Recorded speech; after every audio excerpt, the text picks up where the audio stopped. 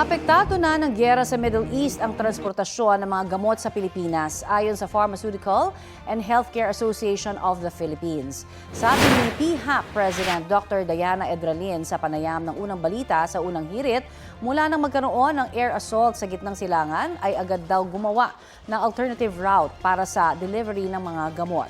May delay man pero hindi raw ito nagkaroon ng malaking epekto sa atin dahil mayroon tayong stock o buffers na nakalaan sa mga pasyente at ospital. Sa ngayon, 25 hanggang 30% ang itinaas ng distribution cost ng mga gamot. Pero sinasalo ito ng mga kumpanya at mga miyembro ng PHAP para hindi maramdaman ng mga pasyente ang dagdag gastos. Makakaapekto lang daw sa presyo ng gamot ay ang presyo ng langis at ang transportasyon nito sa iba't ibang lugar sa bansa.